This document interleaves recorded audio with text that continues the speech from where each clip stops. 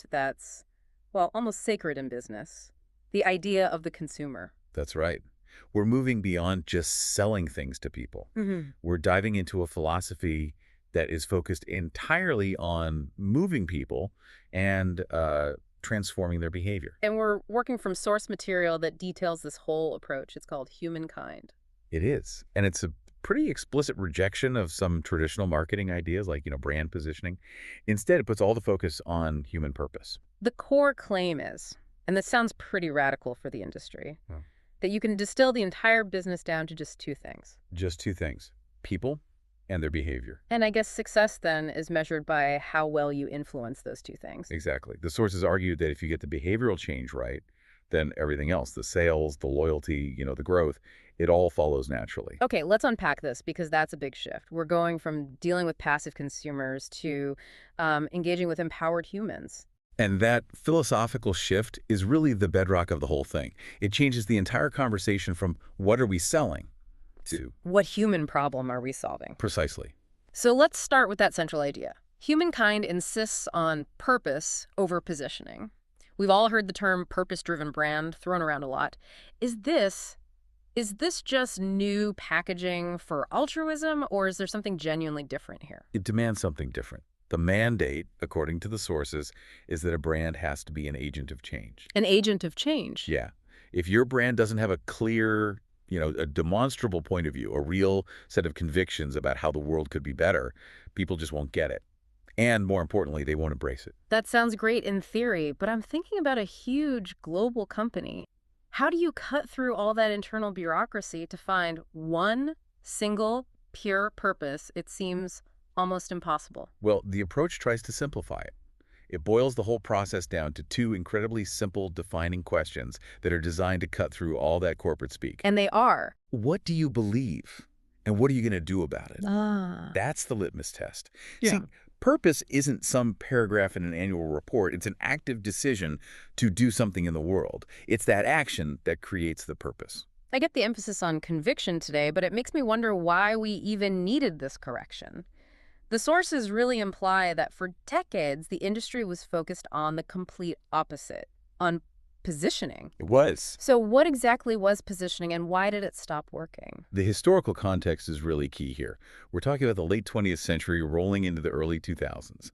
The sources call it the good times roll era. Right, fueled by a big economic boom. Exactly. And positioning was basically the art of carving out a specific niche for a product in someone's mind, usually through these huge, monolithic ad campaigns. So it's about owning a word, like you're the reliable one or the cheap one. You've got it. It required total control over the message. And crucially, positioning was often based not on a real human need, but on the marketer's need to sell a product and, satisfy shareholders. The industry got lazy. Flux were cash, yeah. It got lazy. Creativity that was actually rooted in human problems was devalued. It was replaced by generating these sort of artificial needs just to move more units.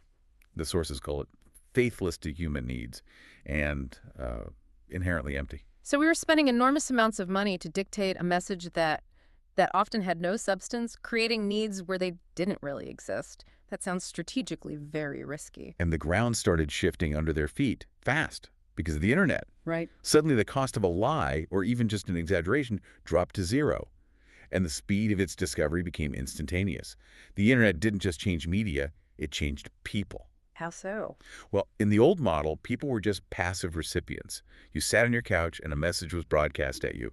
Today, people are empowered. Information is at our fingertips. Literally, good, bad, ugly. You can cross-reference, you can read reviews, you can broadcast your own opinion instantly.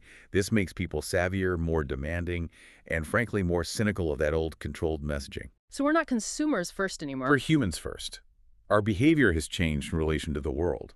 And any brand that doesn't make that same shift from selling to people to collaborating with them, they risk just becoming irrelevant. So the big lesson is, you can't just build a brand position anymore. That level of control is gone. Instead, you have to move people. You have to move people. And this brings us to where the theory really gets interesting. Humankind in action. This is the whole shift from relying on ads that speak to people to creating acts that invite people to participate. This is the most compelling part, I think. It's built on a core belief that creativity has the power to actually transform human behavior. The goal is to encourage this authentic interaction by moving people emotionally and making them a co-creator of the purpose. And the scale of this can be just staggering. Let's look at that first major case study the sources highlight. Earth Hour. This wasn't a commercial. This was a global phenomenon. It absolutely was. Earth Hour, which peaked back on March 28, 2009, was rooted in a crystal-clear purpose.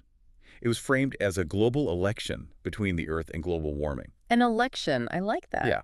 The idea was to unite people across every possible divide, race, religion, politics, you name it, through a single shared symbolic action. And that action was just beautifully simple.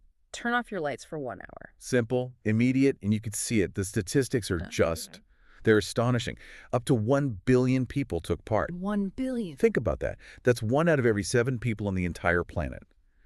The sources called it the largest mass participation event since the dawn of time. That's incredible leverage for one creative idea, but what makes this a humankind act and not just, say, a very successful public service announcement, a PSA? That distinction is absolutely vital, a traditional PSA.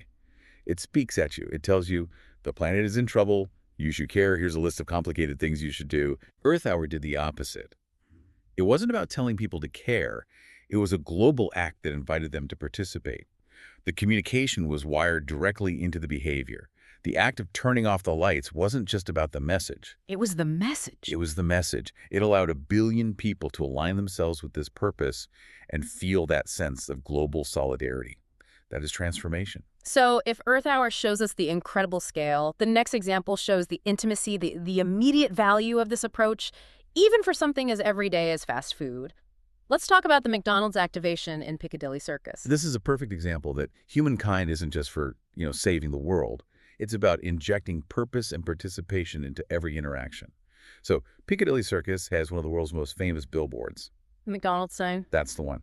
They decided to transform that huge ad space from just a passive screen into an interactive experience. And how did they do that? How did they create that little moment of joy? They used the billboard's unique positioning.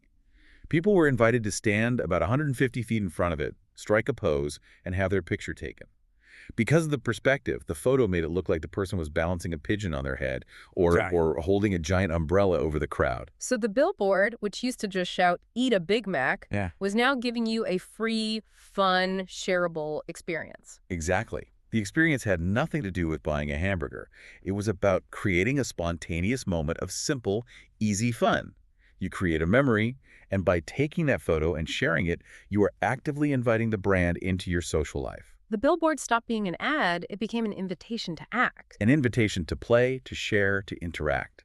That's real experiential value. That contrast is so powerful. It makes me think about how I decide on things now. I don't wait for an ad. I check 3 different forums first. We want participation. Absolutely. And that participatory idea can apply to much more critical issues too, not just fun photos. The sources also talk about behavioral contracts. Like the all-state teen driving contract. Can you explain what that is and why it works? So a behavioral contract is basically a formal agreement that helps people have a necessary but often difficult conversation. The all-state one was used by thousands of parents in the U.S. Okay. It gave parents and their newly licensed teenagers a structured way to talk about safety, to set ground rules for driving. So it wasn't an ad telling kids to drive safely. It was a tool to start a life-saving conversation inside the family. Exactly. It bypassed the lecture and created a two-way commitment. And it directly addressed a tragic problem: the nearly 6,000 American teens who die in car crashes every year. It's an act of participation that transforms a really stressful moment into a structured commitment. And then you have these more populist examples where humankind taps into these deep cultural desires in local markets. Oh, the Romanian petition for Bergen beer is a fascinating one.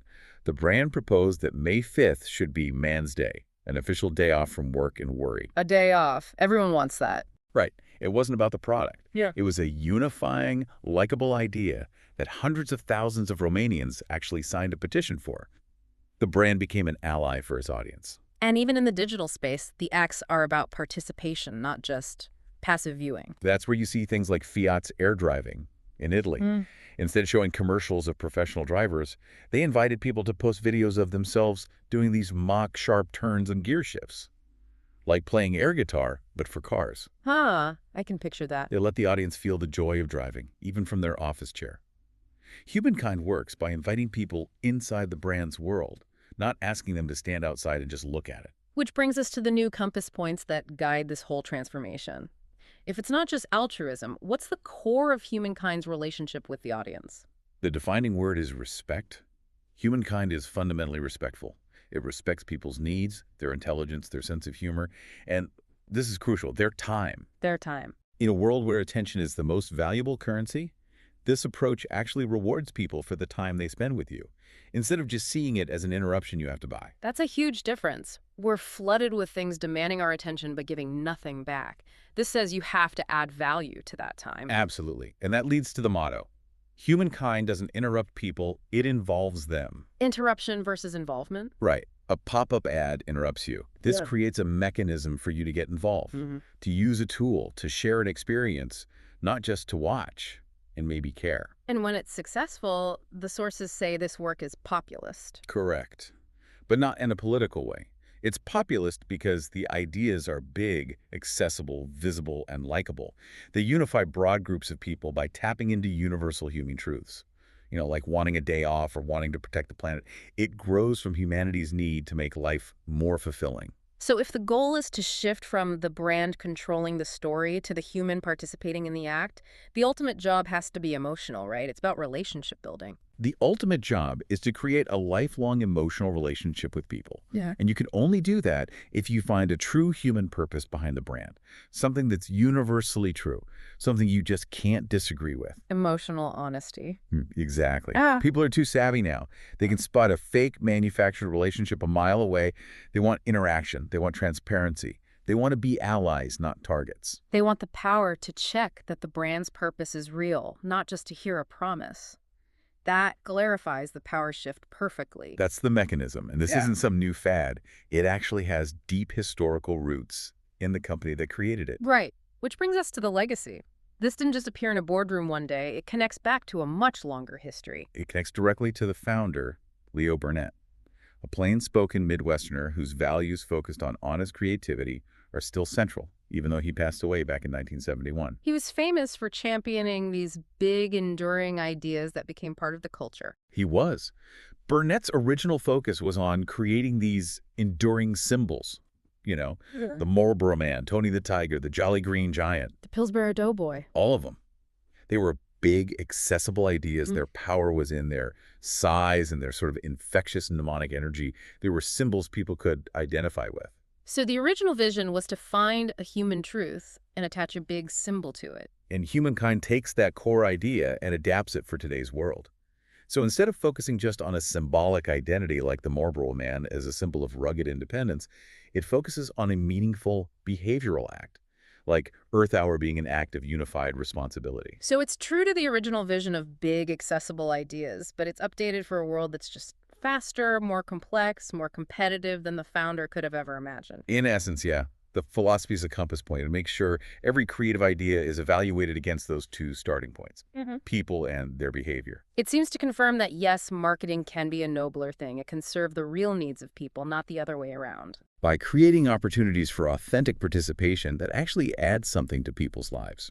It's about being authentic, transparent, and respectful, responding to our thirst for creativity and connection, not just forcing a sales message down our throats. When you offer people a shareable, purposeful act, you build an ally.